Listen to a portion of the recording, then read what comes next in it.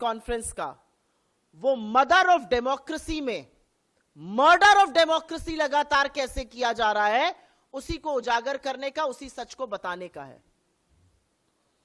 सोचिए कि जब 3 काले कृषि कानून आए थे, किसान विरोधी कानून, और उन किसानों का दमन किया जा रहा था, जब 1 साल से ऊपर किसान दिल्ली की सरहद पर जाड़ा, गर्मी, बरसात, ओले झेलते हुए इस सरकार के खिलाफ आंदोलन कर रहे थे, तो बजाय समाधान ढूंढने के उनको मवाली, उनको खालिस्तानी, उनको पाकिस्तानी, उनको आतंकी तो कहा ही जा रहा था, साथ में ट्विटर जैसे प्लेटफॉर्म्स को यह भी बोला जा रहा था कि अगर उनको दिखाया तो आपका भारत में बोरिया बिस्तर हम बंद कर देंगे और आप पर छापे मारे जाएंगे। और याद रखिएगा, अपने घमंड और अहंकार में चूर्ण इस देश का डरपोक तानाशाह प्रधानमंत्री तब तक चुप रहा जब तक 700 से ज्यादा किसानों की शहादत नहीं हो गई, और चुनावी नफा नुकसान देखते हुए 3 काले कृषि कानून वापस लिए। लेकिन यह सच है कि जब इस देश का अन्नदाता अपने हक की लड़ाई लड़ रहा था, तो इस देश के प्रधानमंत्री उनका दमन कर रहे थे, उनकी आवाज को दबाने की कोशिश कर रहे थे।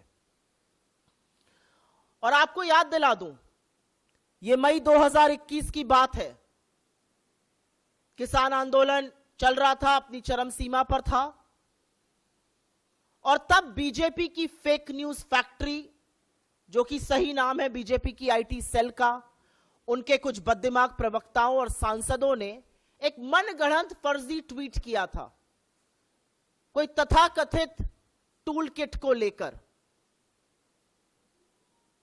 उनका कहना था कि कांग्रेस इस टूल किट का इस्तेमाल कर रही है,